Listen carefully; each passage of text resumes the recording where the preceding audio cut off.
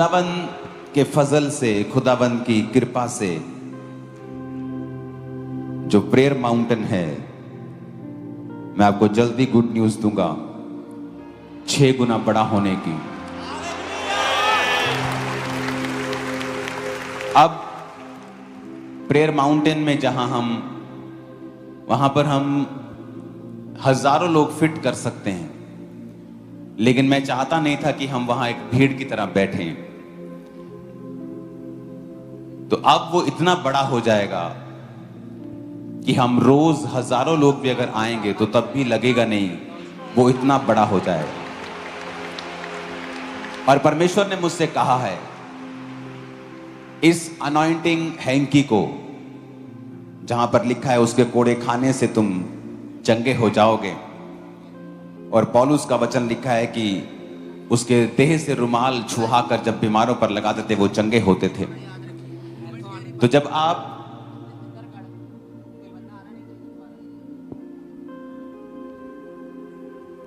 Prayer mountain पे आया करेंगे रोज, ये चर्च के ऊपर तो एक फाइनेंशियल बोझ है, 15 से 20 लाख रुपए हर महीने का एक्स्ट्रा खर्चा है ये। लेकिन परमेश्वर ने मुझसे कहा है कि मैं इस चर्च को एक हीलिंग की नदियों की तरह इस्तेमाल करूंगा। और सिर्फ मैं ही नहीं, एक अच्छा बाप कभी नहीं चाहता कि उसके बच्चे वो ना करें जो वो करता है। मैं खुदाबंद की आत्मा से आपको बोल रहा हूं, जब आप रोज वहां पे आया करेंगे और अब हजारों की गिनती में जब ये प्रोजेक्ट पूरा हो जाएगा तो उसको स्टार्ट कर दिया जाएगा, और जल्दी ही वहां पर वो कितना बड़ा है उसे 7 गुना और बढ़ा दिया जाएगा, और वो इंडिया के बिगेस्ट प्रेयर माउंटेन में से एक बन जाएगा। और जो भी लोग वहां पर विजिट किया करेंगे उनको स्पेशली जो टीम 24 आवर प्रार्थना में होती है, और मेरी ओर से आपको जब एक एक रुमाल ये दिया जाएगा जाते वक्त, किसके लिए? परमेश्वर ने मुझसे कहा है कि वो जो मैं करना चाहता हूं अभी शुरू भी नहीं हुआ। आप देखेंगे इस देश के लोगों को खुदा को ढूंढते, चंगाई को ढूंढते ढूंढते वो इस चर्च में आया करेंगे। पूरी दुनिया से जब आप उस प्रेयर माउंटेन से जाया करेंगे, आपको ये फ्री एक एक रुमाल दिया जाएगा। और परमेश्वर ने कहा ये आपके लिए नहीं है, आप भी इसे यूज कर सकते हैं। जब भी आप इस रुमाल को किसी बीमार पर लगाएंगे और उस पर वचन बोलेंगे जो इस पर लिखा है कि उसके कोड़े खाने से तुम चंगे हो चुके हो, परमेश्वर ने कहा मैं उसको चंगा करूंगा और खड़ा कर दूंगा। आमीन ऊंचे वाला चाहिए चर्च।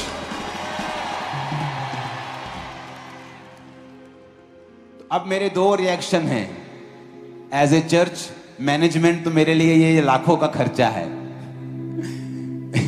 लेकिन बाय गॉड्स ग्रेस, एक प्रेरित होने के नाते, आपका अगुवा होने के नाते, ये एक ब्लेसिंग होगी कि हजारों लोग आया करेंगे रोज।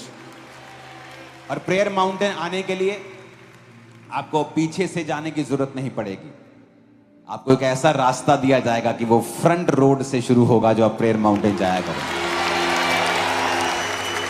और हजारों की गिनती में लोग वहां रोज होंगे, क्योंकि वो इतना बड़ा होगा कि अगर आप 2000 लोग भी वहां हैं तो नजर भी नहीं आएगा कहां बैठे हैं। और जो चर्च के मेंबर्स हैं जिनकी बारी साल में भी नहीं आती है, आपकी बारी मैं कोशिश किया करूंगा कि हर 6 मंथ में, हर 8 मंथ में आपकी एक बार बारी जरूर आ जाए और आप वहां पे जा सकें, और रिपीट भी आप जा पाएंगे, आप रिपीट भी वहां पे जा पाएंगे। तो ये एक ब्लेसिंग होगी हमारे लिए। लेकिन आपको प्रार्थना करनी है इस पूरा हफ्ता कि परमेश्वर ने जो योजना दी है वो पूरी होने पाए, और जो काम इस हफ्ते हमने करने हैं वो होने पाए। और आपको प्रार्थना करनी है कि परमेश्वर वो सारे कामों को कंप्लीट कर जो तूने अपने दास को बोले हैं वो हो। मैंने आपको आज,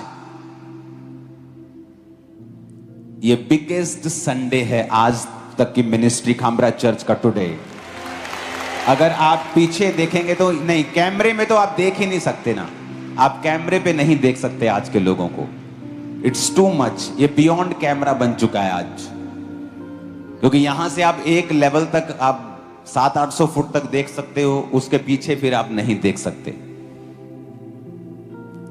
आज बियॉन्ड कैमरा चला गया है काम। आज खुदाबंद के फजल से जो मैं आपको आज बातें बता रहा हूं, मैंने आपको कई लोगों को जाने नहीं दिया, वो लोग बाहर से आए थे, मैंने कहा रुको, क्रूसेड करने के बाद भी मत जाओ। परसों मेंटरशिप मीटिंग होगी, उसके बाद थर्सडे मीटिंग होगी। आज आपको फॉर्म दे दिए गए हैं, दे दिए सबको फॉर्म। आज मैं जल्दी आया हूं आपके पास, अगले संडे से मैं जल्दी आने वाला हूं ताकि मैं ज्यादा से ज्यादा समय आपके साथ स्पेंड कर सकूं। तो आपको फॉर्म जो मैंने दे दिए हैं, इस फॉर्म को डबल लेने की जरूरत नहीं है, क्योंकि आपका आधार कार्ड देखकर ही आपको बुलाया जाएगा। आपका जो नाम आधार कार्ड पे है वही नाम इस पर लिखें। अगर आपने अपना नाम वो नहीं लिखा जो आधार कार्ड पे है तो आपको एंट्री नहीं मिलेगी। तो आधार कार्ड अगर नहीं है तो फिर बात अलग है, फिर आप किसी और चीज का नाम लिख लें, लेकिन आपके आईडी का नाम यहां होना चाहिए, ताकि हम लोगों को, वो जुड़वा बच्चे होते हैं ना, कई बार माँ एक को डबल दूध पिला देती है और एक बेचारा भूखा रह जाता है। तो ये काम चर्च में ना हो कि एक पर 2-2 बार ले हैंड हो जाए और एक बेचारा वेट कर रहा है। तो जब सब पे ले हैंड हो जाएगा, मैं दोबारा भी करने के लिए तैयार हूं, वो कोई प्रॉब्लम नहीं।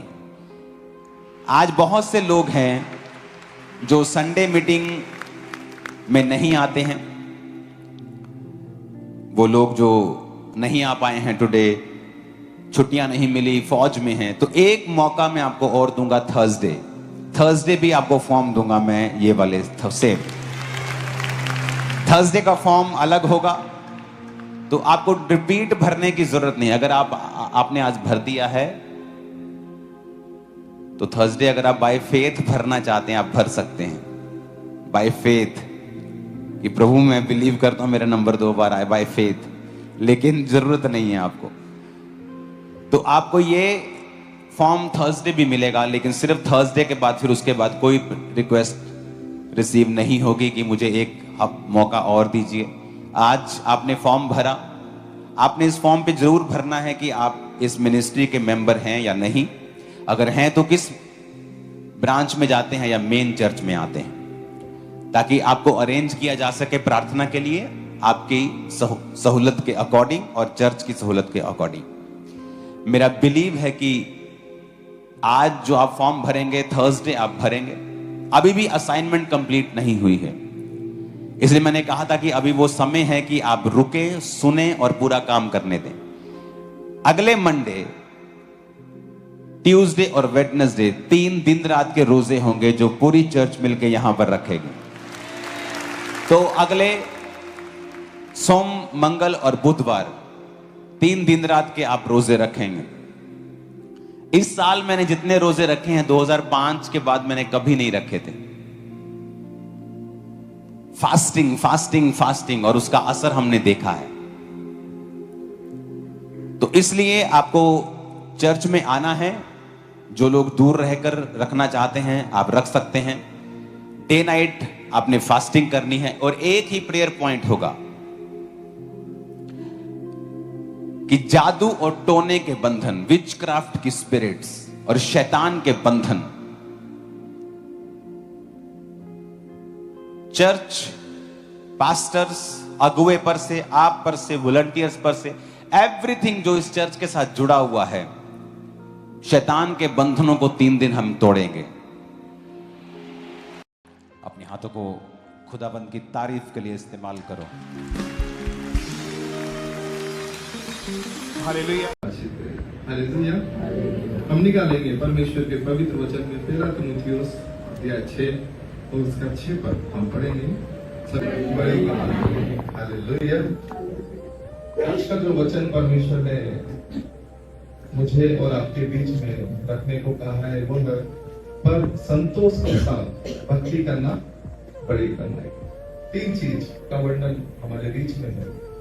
पहली चीज संतोष, दूसरी चीज है भक्ति, और तीसरी चीज है बड़ी करना। जब हम संतोष रखेंगे, संतोष के साथ हम भक्ति करेंगे, तो तीसरी चीज लिखा है, हम आशीष पाएंगे। किस चीज की? बड़ी कमाई। ये बहुत बड़ी बात आज परमेश्वर ने हमारे किया है। और संतोष नहीं रहने से भी क्या होगा? हम दोनों चीजों के बारे में आज कुछ बातें हम परमेश्वर के वचनों से भी देखेंगे, कुछ बातें हम जनरल बातें करके भी समझने की कोशिश करेंगे।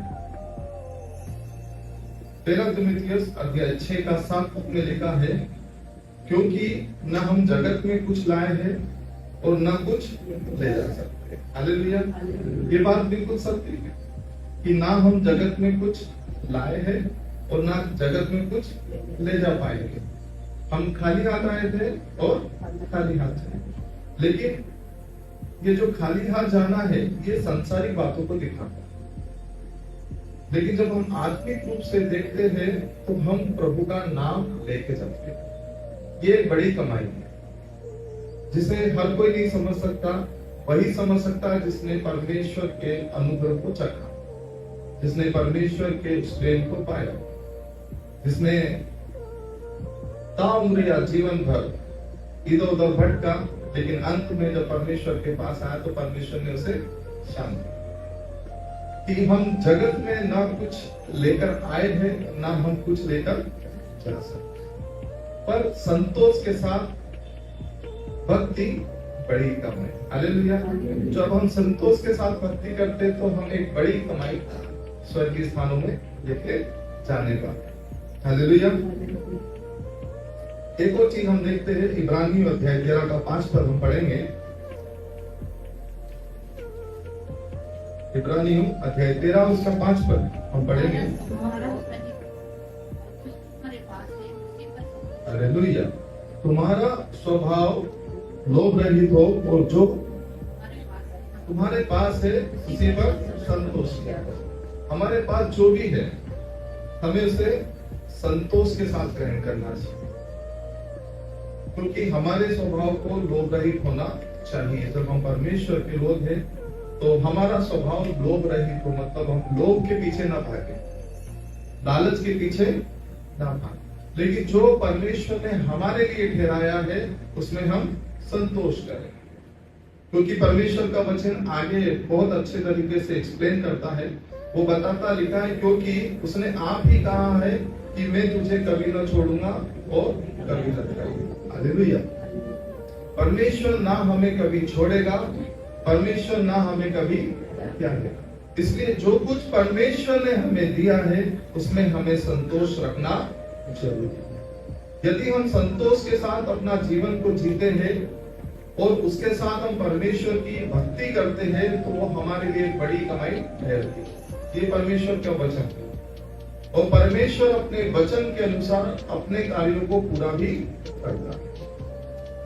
लेकिन जब हम अपने जीवन में संतोष न रखते हुए और उसके अपोजिट ही अपने जीवन को जीते हैं, जिसको हम कहेंगे असंतोष का जीवन, जिसको हम कहेंगे कि जीवन भर जो है हम भागते रहे, धन के पीछे, दौलत के पीछे हम भागते रहे, अच्छे मान और सम्मान के लिए हम भागते रहे, अच्छे ओहदे के लिए, अच्छे फ्यूचर के लिए।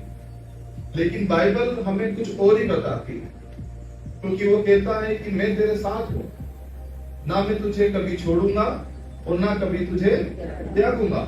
इसलिए जो मैंने वर्तमान में तेरे लिए ठहराया है उसमें तू क्या कर, संतोष कर, ताकि भविष्य में तू क्या करने पाएगा, बड़ी कमाई करेगा। हालेलुया। परमेश्वर का वचन यही कहता है कि संतोष के साथ भक्ति बड़ी कमाई। यदि आप वर्तमान में संतोष रख करके प्रभु के साथ अपने जीवन को जिएंगे तो भविष्य में आप अपने साथ बड़ी कमाई को भी प्रभु के द्वारा रख दे पाएंगे। और प्रभु आत्मिक के साथ इस जीवन में जितनी मूलभूत की चीजें हैं उनकी भी आशीष आपकी झोलियों में भर देगा। हालेलुया। परमेश्वर कभी किसी को निर्धन नहीं रखता। ये मेरा व्यक्तिगत अनुभव है। जब से मैं परमेश्वर के पास आया, परमेश्वर ने बहुत मुझे आशीष दी, आत्मिक रूप से भी दी है और सांसारिक रूप से भी परमेश्वर ने मुझे बहुत उन्नति दी। इसलिए मैं व्यक्तिगत अनुभव के साथ में आपके बीच में कहना पाऊं कि आप संतोष रखिए, परमेश्वर के साथ आप बैठिए, उसकी भक्ति कीजिए, आप भविष्य में एक बड़ी कमाई देख नहीं पाए। हालेलुया। लेकिन यदि आप असंतोष रखेंगे तो आपके जीवन में जो परमेश्वर ने कहा कि मैं बड़ी कमाई, तेरे जीवन में दूंगा, बड़ी कमाई नहीं कर पाए। कुछ बात मैं आपको समझाने के लिए कहना चाहूंगा।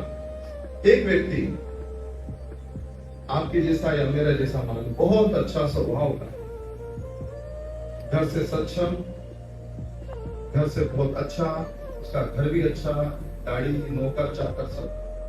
एक बार उसके मन में एक ख्याल आया कि मैं कुछ आत्मिक लाभ कमाऊं या मैं कुछ पुण्य कमाऊं। उसके मन में विचार आया कि मैं 2 संतों को अपने घर पे बुलाऊंगा और आदर सम्मान के साथ उन्हें भोज कराऊंगा और उन्हें फिर विदा करूंगा। वो निकला और संतों के बीच में उसने अपनी गाड़ी रखी। उसने 2 संतों को आमंत्रण दिया और कहा कि आज आप मेरे साथ घर चलिए, मैं आपका आज आदर सत्कार करना चाहता हूं। बड़े प्यार से उसने उन दोनों संतों को निमंत्रण दिया और दोनों संत जो थे वो बहुत टाइम से बैठे हुए थे कि कोई जजमान आए और हमें क्या करे, लेके चले। दोनों संत बड़े ही खुश थे कि आज एक अच्छा व्यक्ति कार में आया है, कपड़े अच्छे पहन रखे हैं और वेल एंड गुड है, बहुत अच्छा दिख रहा है, आज हमें बहुत कुछ अच्छा मिले। और जो जजमान लेकर गया था उसने दोनों संतों का आदर सत्कार बहुत ही मान सम्मान से किया। एक के साथ अच्छा और एक के साथ बुरा नहीं किया, उसने दोनों के साथ अच्छा। वो उसे घर पे लेके आता है, उनके पांव बुलाता है और उन्हें अच्छी गादी पर बिठाता है, प्रेम के साथ व्यवहार करता है, ठंडा पानी पिलाता है। फिर बात आती है भोज की, तो वो उन्हें भोज पर अपनी मेज पर बिठाता जहां वो बैठता है। और नौकर चाकर को वो नहीं कहता कि वो उसे खाना खिलाए, वो खुद अपने हाथों से क्या करता है, खाना खिलाता है, खुद अपने हाथों से वो सेवा करता है। दोनों ही संत बड़े खुश, बहुत आशीर्वाद, बहुत आशीष से दे रहे हैं और मन ही मन उसको कह रहे कि आप कितना भला व्यक्ति, कितना अच्छा व्यक्ति। जब सब भोज वोज सब कंप्लीट हो जाता है, 10-15 मिनट वो बैठ के बात करते हैं, फिर समय आता है कि वो उसे विदा करे, वो उसे विदा करता है और दोनों को जो है मात्र 11-11 रुपए देता है। कितने? कितना देता है? 11। 2 संत में से एक संत खुश था और एक संत खुश नहीं हुआ। वो आप से अपने निवास स्थान पे छोड़ता है। तीसरा संत जो है दोनों के चेहरे को देखता है, बोले आज क्या हुआ है, हमेशा दोनों एक जैसे रहते, आज एक का मुंह उदास है और एक का मुंह खुश है। वो पूछता है पहले खुश रहने वाले व्यक्ति से क्या बोलता है, जजमान बहुत अच्छा था, उसने बहुत अच्छा किया, सत्कार किया, भोजन खिलाया, आदर दिया, मान सम्मान दिया, अपनी मेज पर बिठाया, उसने खुद भरोसा छोड़कर गया और 11 रुपए भी दिया।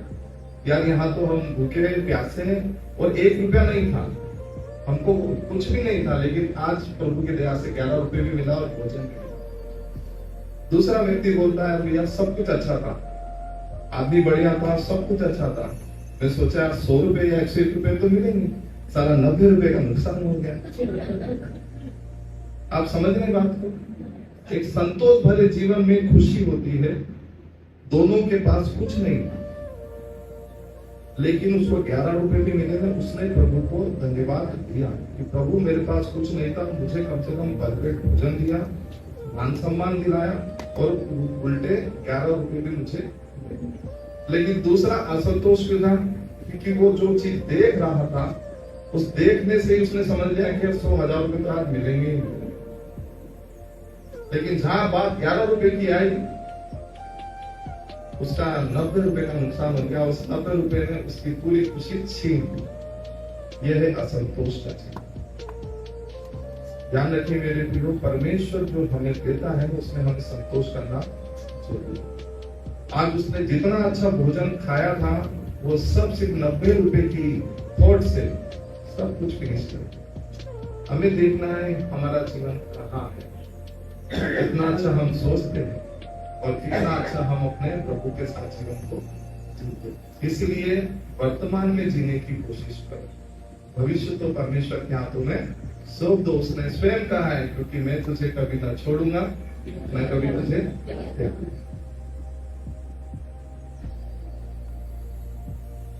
पहला तिमुथियुस 6:8। यदि हमारे पास खाने और पहनने को हो तो इन्हीं पर संतोष करना। यदि हमारे पास खाने को और पहनने को हो तो इसी में संतोष करना चाहिए। एक बड़ा वचन परमेश्वर आज जो कुछ परमेश्वर ने हमें खाने को दिया और पहनने को दिया, उसी में हमें संतोष रहना चाहिए, उसी में हमें संतोष करना चाहिए।